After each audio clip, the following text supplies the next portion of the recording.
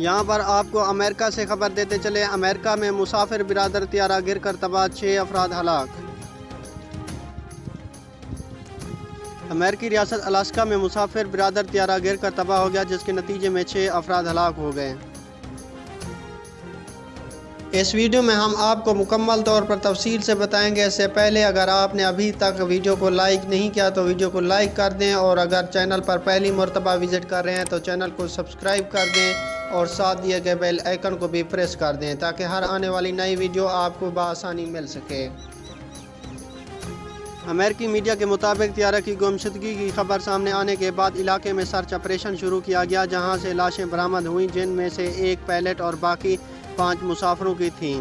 Alaska انتظامیہ کے مطابق تمام افراد ہائی لینڈ امریکہ میں مہمان کے طور پر ٹھہرے ہوئے تھے اور الاسکا کی سیر کے لیے پائلٹ سمیت طیارہ حاصل کیا تھا۔